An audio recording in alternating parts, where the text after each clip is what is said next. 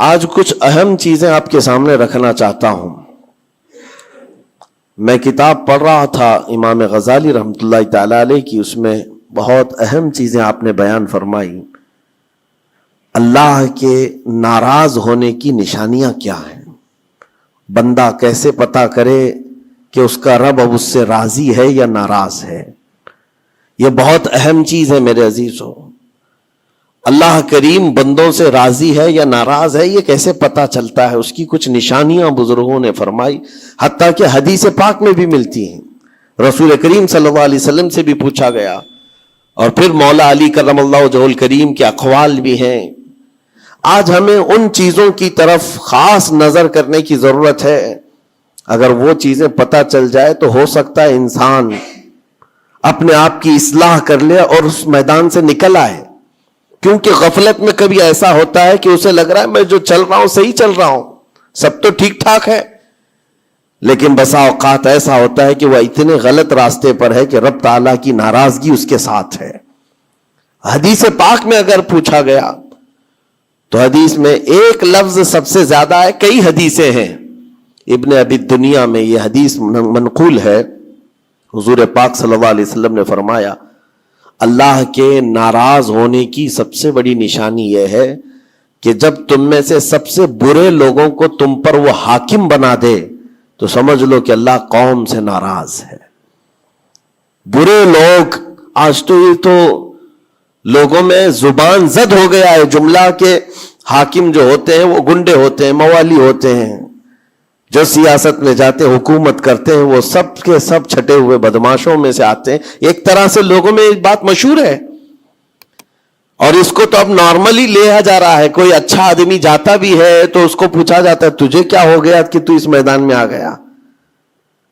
حالانکہ یہ میدان اتنا بدنام ہوا ہے تو اس کو آپ نارملی نہ لیں، بلکہ رسول پاک صلی اللہ علیہ وسلم فرماتے ہیں اللہ کے ناراض ہونے کی یہ نشانی ہے.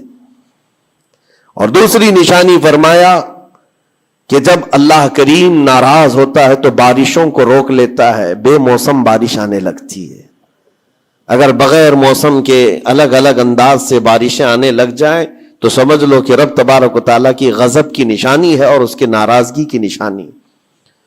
پھر تیسری چیز اسی حدیث میں یہ فرمایا گیا کہ رب تبارک و تعالیٰ لوگوں کے رزق سے برکت ختم کر دیتا ہے، اس کی ناراضگی کی یہ نشانی ہے. اب برکت ختم ہونے کے طریقے بہت سارے ہیں، اب اس کو میں آپ کو بتاتا ہوں. لیکن مجھے جو بات بہت اہم لگی اور دل پر لگی، مولا علی کرم اللہ وجہہ الکریم ایک بار بیٹھے ہوئے تھے، تسبیح پڑھ رہے تھے. ایک شخص آیا اور بہت بپھرا ہوا تھا، پریشان حال تھا. دروازہ کھٹکھٹایا، اندر آیا. مولا علی کرم اللہ وجہہ الکریم نے پوچھا کیا بات ہے، کیوں اتنا پریشان ہے؟ کہا کہ میں لٹ گیا، اتنا برباد ہو گیا ہوں، میں کیا کروں، مجھے کچھ سمجھ میں نہیں آتا. یہ کئی لوگوں کی زندگی میں چلتی ہوئی بات میں آپ کے سامنے رکھ رہا ہوں. آج سے 14 صدی پہلے یہی سیم مسئلہ لے کر کے آیا جو آج بہتوں کے ساتھ یہ چل رہا ہے. پوچھا آپ نے کیا ہوا ہے؟ کہا اچھا خاصا میرا بزنس چلتا تھا، اچانک رک گیا.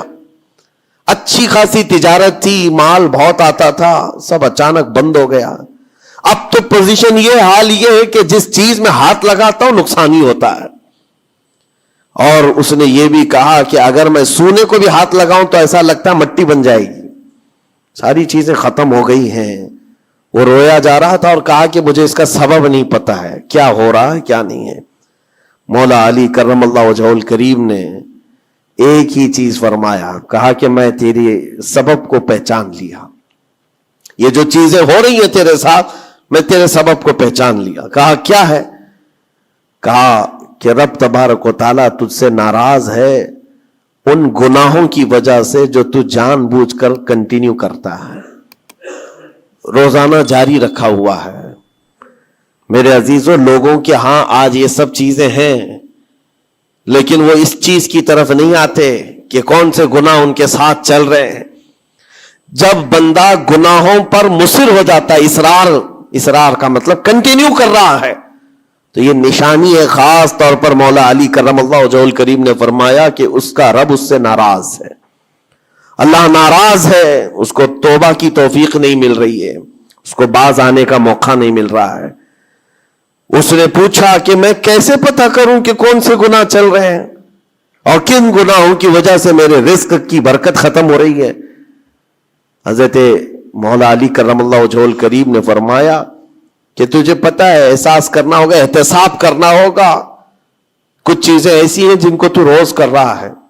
اگر فجر کی نماز کے لیے نہیں اٹھتا ہے, نماز نہیں ہوتی ہے تیری, تو یہ تو گناہ کبیرہ ہے. گناہ کبیرہ ہے, یہ زنا سے بڑھ کر کے گناہ ہے نماز کا ترک کرنا. تو یہ اگر تیری زندگی میں کنٹینیو جاری ہے تو گویا کہ تو حرام پر حرام, کبیرہ پر کبیرہ کرتا ہوا اس قدر اصرار کرتا جا رہا ہے, تو تیرے رزق کی برکت کہاں رہے گی؟ ختم ہو جائے گی. تیرے دل کے اندر اللہ تعالیٰ نے سختی پیدا کر دی ہے.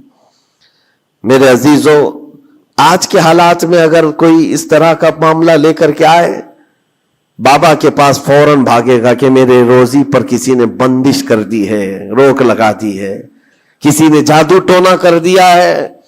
اس کو اپنی فکر نہیں ہے کہ اس کے عمل کیا ہے, لیکن باباؤں کے پاس جانا ہے, کسی مولانا کے پاس جانا ہے, کسی عامل کے پاس جانا ہے. دکان میں اچھی تجارت چل رہی تھی, اچانک بند ہو گیا. اور بابا بھی یہ نہیں کہتے کہ توبہ کر لے تو صحیح ہو جائے گا, نہیں. وہ اس کے رشتہ داروں میں سے کسی نے بڑا کچھ کر دیا ہے, اس کو یہی سجیسٹ کیا جائے گا. اور یہ ایسا خطرناک ماحول ہے, میں دیکھ رہا ہوں.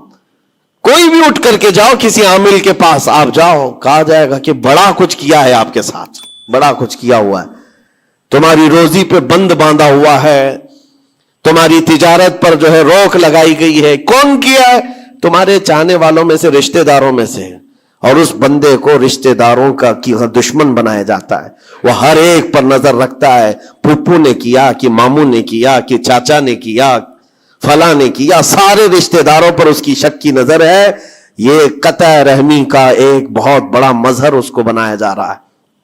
کتنے گھروں کو اس طرح باباؤں نے توڑ رکھا ہے, اور انجانے میں یہ دماغ میں یہی بیٹھا کر کے رکھا ہے کہ نہیں, میری روزی پر انہوں نے بندش باندھی ہے. یقین کے ساتھ کسی کو نہیں معلوم. کاش یہ اگر اس کو بتائے ہوتے, یہ 99% جن کو تکلیفیں ہیں ان کے روزی کے معاملات, ان میں سے 99% کے حالات ایسے ہیں کہ فجر کی نماز نہیں پڑھتے. یہ کسی کو توفیق نہیں ہوتی, کسی بابا کو, کسی عامل کو, کہ ان کو تنبیہ کرے. فجر کی 2 رکعات رزق کے کئی دروازے کھول دیتی ہے. میرے آقا صلی اللہ علیہ وسلم کا فرمان ہے, اور تم بستر پر ٹانگ پھیلا ہے سوئے ہوئے ہو, اور پھر شام میں اٹھ کر بابا کے پاس جا کر کہتے ہو بندش ہے, کسی نے باندھ کے رکھا ہے. تم نے خود اپنے اعمال سے باندھا ہوا ہے. اور رب تبارک و تعالیٰ فرماتا ہے سورہ فاطر میں, ما یفتح اللہ للناس من رحمت فلا ممسک لہا. اللہ اپنی رحمت سے جس کے لیے دروازے کھولتا ہے, کوئی اسے بند نہیں کر سکتا. یہ رب کا فرمان سنا رہا ہوں. وما یمسک فلا مرسل لہ من بعدہ. اور اللہ فرماتا ہے جس کے لیے اللہ روک دے, کوئی طاقت اسے کھول نہیں سکتی. اللہ نے اگر بند کر دیا ہے تو کوئی نہیں کھولے گا. اب یہ رب تبارک و تعالیٰ کس کے لیے بند کرتا ہے, کس کے لیے کھولتا ہے, یہ اس کی شان ہے. لیکن ساتھ میں ایک بات اور آپ کو بتا دوں. حضرت ابو سفیان ثوری رحمۃ اللہ تعالی علیہ, حضرت سفیان ثوری کا ایک قول ہے, قسوۃ القلوب عقوبۃ للعاصی. یہ گناہ کنٹینیو جو کر رہا ہے اس کی سزا کیا ہے؟ یہ اللہ تبارک و تعالیٰ کے ناراضگی کی نشانی. سزا کیا ہے؟ کچھ لوگوں کو ایسا لگتا ہے مجھے کچھ نہیں ہو رہا ہے, میرا گھر بار سب صحیح ہے, ٹھیک ٹھاک ہے. تو فرمایا اس کی پہلی سزا تو یہ ہے عقوبۃ قسوۃ القلوب, یعنی جو کنٹینیو گناہ کرتا ہے رب تعالیٰ اس کا دل پتھر کی طرح بناتا ہے, سخت ہو جاتا ہے اس کا دل. نہ رب تبارک و تعالیٰ کے نام پر اس کی کبھی آنکھیں بھیگتی ہوئی دکھتی ہیں, نہ عذاب قبر کا اسے خوف محسوس ہوتا ہے, نہ محشر کے دن کی فکر, نہ جہنم کے لپکتے ہوئے شعلوں سے اس کا دل دہلتا ہے. نہیں, دل سخت ہو گیا ہے. گناہوں پر جو بندہ کنٹینیو اصرار کرتا جاتا ہے اس کا دل سخت کر دیا جاتا ہے. یہ رب تبارک و تعالیٰ کے ناراض ہونے کی نشانی ہے، غضبناک ہونے کی نشانی ہے۔ اور ایک نشانی یہ فرمائی ہے، تابعین نے فرمایا کہ اگر بندے کو عبادت کرنے میں مزہ نہیں آتا تو سمجھ لو کہ رب تعالیٰ اس سے ناراض ہے، توفیق چھین لیا۔ نماز پڑھنے میں دل نہیں لگتا، اور اگر وہ نماز کی اذان کی آواز سن کر کے بھی لاپرواہی برتتا ہے تو فرمایا گیا یہ اس بات کی علامت ہے کہ اس کا رب اس سے راضی نہیں ہے۔ اور جس سے مولا راضی ہوتا ہے کڑاکے کی ٹھنڈیوں میں بھی اس کو بستر سے اٹھا کر اپنے دربار میں لاتا ہے۔ جس سے رب تبارک و تعالیٰ راضی ہے اس کو اپنے دربار میں لگائے رکھتا ہے، وہ رات ہو کہ دن ہو کہ صبح ہو کہ دوپہر ہو، وہ بندہ دوڑا ہوا رب تعالیٰ کے حضور پہنچ جاتا ہے۔ میرے عزیزو، اپنی اپنی فکر کریں ہم کس کیٹیگری میں چل رہے ہیں۔ کہیں ایسی زندگی نہیں گزر رہی ہے کہ ہمارا رب ہم سے راضی نہ ہو، ناراض ہو۔ پھر پوچھا گیا کہ اگر اللہ تبارک و تعالیٰ ناراض ہے تو پھر دولت کی ریل پیل گھر بار ساری چیزیں ہیں۔ فرمائے یہ بھی ایک نشانی اللہ کی ناراضگی کی کہ گناہ کنٹینیو ہونے کے باوجود اگر تمہارے مال میں کمی نہیں آ رہی ہے، روزانہ بڑھتا جا رہا ہے، تو خوف کھاؤ کہ اللہ بڑے عذاب کا تمہارے لیے تیاری فرما رہا ہے۔ آخرت میں تمہارا کوئی حصہ نہیں ہوگا، سب کچھ دنیا میں دے دیا جائے گا اور تمہارے لیے بڑے عذاب کی تیاری ہو رہی ہے۔ اگر گناہوں کی وجہ سے پکڑ نہیں ہوئی اور تمہارا مال اور یہ ساری چیزیں چل رہی ہیں تو یہ اس بات کی علامت ہے کہ بڑے عذاب کی تیاری ہے۔ عزیزان گرامی وقار، کوئی اس بات کے لیے خوشحال ہو کر کے نہ رہ جائے کہ میرا تو کچھ نہیں ہے، سب کچھ اچھا چل رہا ہے، گناہ بھی کر رہا ہوں، جھوٹ بھی بول رہا ہوں، نعوذ باللہ من ذالک، آنکھیں بھی بدکاری کر رہی ہیں، کچھ تو زنا میں بھی ہیں، کچھ ڈکیت میں بھی ہیں، چوری میں ہیں، پتہ نہیں کیسی کیسی بلاؤں میں مبتلا ہیں، لیکن ان کا حال یہ ہے کہ نہیں ٹھیک ہے، دولت کی ریل پیل سب اچھا خاصا ہے، مال سب کچھ فراوانی ہے، تو یہ مت سمجھنا۔ قرآن کہتا ہے وَلَا يَحْسَبَنَّ الَّذِينَ يَبْخَلُونَ بِمَا آتَاهُمُ اللَّهُ مِنْ فَضْلِهِ، ایک جگہ وَلَا يَحْسَبَنَّ الَّذِينَ كَفَرُوا أَنَّمَا نُمْلِي لَهُمْ خَيْرٌ لِأَنفُسِهِمْ إِنَّمَا نُمْلِي لَهُمْ لِيَزْدَادُوا إِثْمًا وَلَهُمْ عَذَابٌ مُهِينٌ۔ اللہ فرماتا ہے جو لوگ ہم سے دور ہو رہے ہیں وہ یہ مت سمجھیں کہ اللہ تعالیٰ کے بارگاہ میں وہ اچھا کر رہے ہیں، بلکہ رب تعالیٰ فرماتا ہے انما نملی لہم، ہم ان کو ڈھیل اس لیے دے رہے تاکہ وہ اور گناہ کر لیں، لیزدادوا اسما، اور گناہ کر لیں۔ پھر ایک دن اچانک دردناک ذلت والا عذاب ہوگا، ذلت والا عذاب ہوگا۔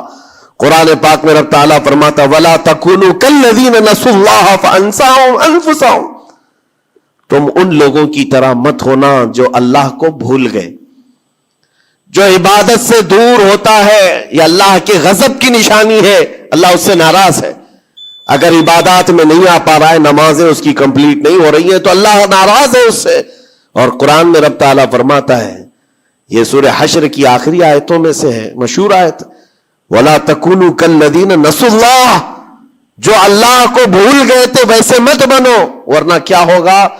رب فرماتا فَأَنسَاهُمْ أَنفُسَهُمْ، اللہ ان کو خود اپنے آپ کو بھلا دے گا، یعنی تمہیں ایسا بنا دیا جائے گا کہ تم کو خود یاد نہیں ہوگا تم کون ہو، بھول جاؤ گے۔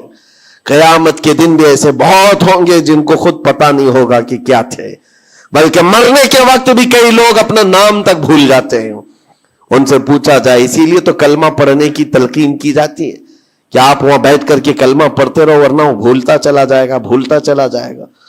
ایسی کیفیت میں آتا ہے بندہ کہ وہ خود اپنے آپ کو بھول جاتا ہے۔ اور رب تعالیٰ فرماتا ہے کہ جن لوگوں نے اللہ کو بھلا دیا اللہ ان کو بھلا دے گا خود کا، ان کی ذات ایسی بن جائے گی کہ وہ خود اپنے آپ کو بھول چکے ہوں گے۔ عزیزان گرامی وقار، جو نشانیاں بتائی گئی ہیں ان کو چن چن کر کے دیکھو، کہیں میری زندگی میں آ تو نہیں گئی ہیں۔ دل کا سخت ہونا یہ بہت بڑی علامت ہے، اور دل سخت ہے یہ کیسے پتا چلے؟ فرمایا گیا کہ مسجد میں اگر زیادہ دیر بیٹھنے کی خواہش نہیں ہوتی ہے تو دل کالا ہے، اگر قرآن پڑھنے میں دل نہیں لگتا ہے تو دل سخت ہو چکا ہے۔ اٹھاؤ قرآن ہاتھ میں، دیکھو کتنی دیر پڑھ سکتے ہو، اور موبائل کو گھنٹوں چلا سکتے ہو. موبائل کی اسکرین پر تم آنکھیں جمائے بیٹھے رہتے ہو، جبکہ اسی موبائل میں قرآن بھی ہے لیکن وہ کھلتا نہیں ہے. اور قرآن اگر نہیں کھل پا رہا ہے تم سے اور صفحہ دو صفحہ نہیں پڑھ پا رہے ہو تو تمہارا دل کالا ہو چکا ہے، دل سخت ہے. یہ 3 علامتیں تو مشہور ہیں. فرمائی گئی کہ اور تیسری بات یہ ہے کہ تمہارے جیب میں پیسے ہوں اور کوئی سائل اور فقیر آیا اور تم اس کے لیے صدقہ نہیں کر پا رہے ہو تو دل تمہارا پتھر ہو چکا ہے. یہ دل کے سختی کی علامت ہے.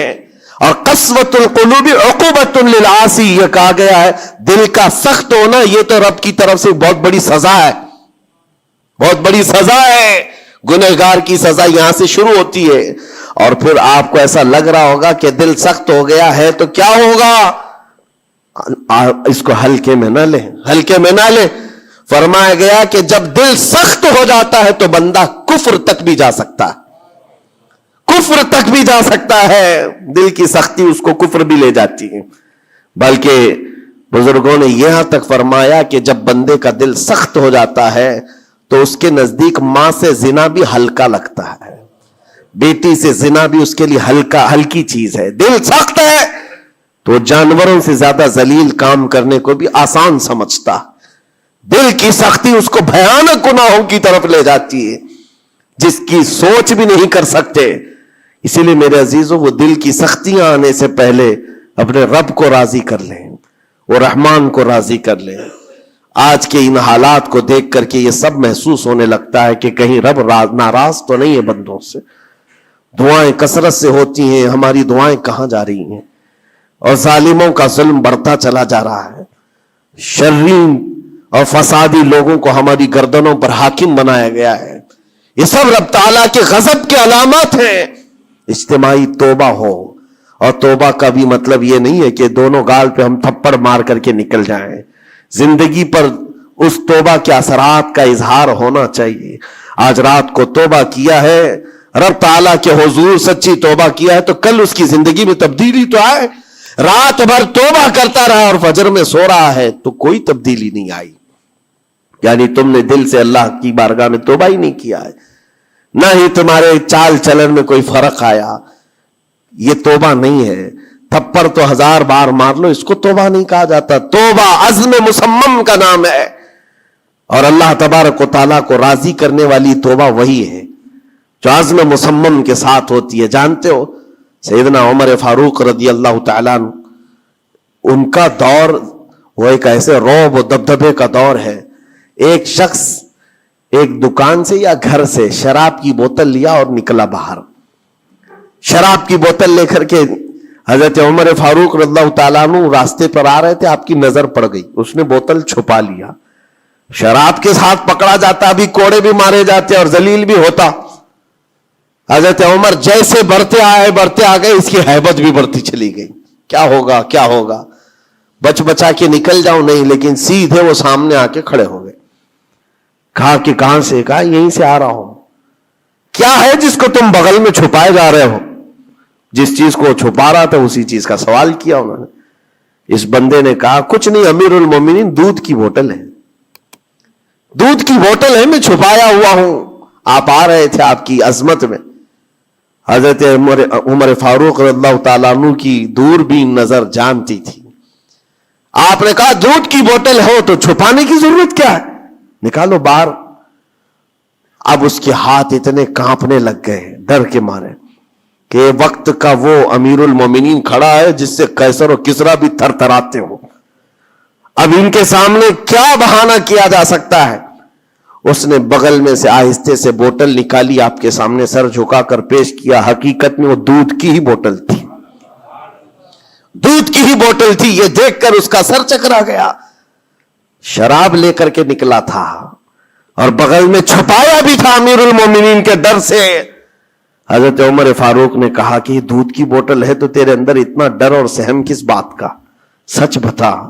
رونے لگ گیا، آپ کا دامن پکڑ کر کے کہا امیر المومنین سچ بتاؤں تو شراب کی بوتل لے کے نکلا تھا، لیکن جیسے ہی آپ پر نظر پڑی دل اتنا پسیج گیا، میں اندر سے رحمان کو پکارا، اے رب کریم آج تو عمر کے سامنے میری عزت بچا لے, کبھی ہاتھ نہ لگاؤں گا, شراب کبھی نہیں پیوں گا. دل سے میں نے پکارا, رب تعالیٰ نے میری عزت رکھ لی اور اس شراب کو دودھ میں بدل دیا. میرے عزیزوں, وہ ناراض ہوتا ہے تو جلدی راضی بھی ہوتا ہے, وہ راضی بھی ہوتا ہے. ایسا نہیں ہے کہ مولا تعالیٰ غضبناک ہے تو بندوں کو عذاب میں مبتلا کرے گا. ایک دعا کرو, ایک دعا کرو رب تبارک و تعالیٰ کی بارگاہ میں, جو مجھے بڑی لگی دل کو, جو میں آپ کے سامنے شیئر کر رہا ہوں. کبھی سجدے میں گر کر اس سے مولا سے اتنا کہو کہ اے رب, تیرے لیے بندے میرے علاوہ کروڑوں ہیں, میں ایک نہیں ہوں, تیرے تو کروڑوں بندے ہیں, لیکن مولا میرے لیے تو صرف تو ایک ہی ہے.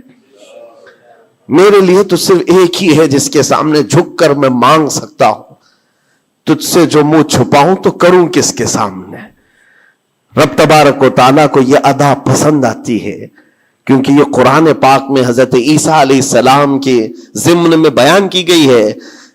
اللہ تعالیٰ نے خود اس کو قرآن میں فرمایا, ان تعذبہم فانہم عبادک وان تغفر لہم فانک انت العزیز الحکیم.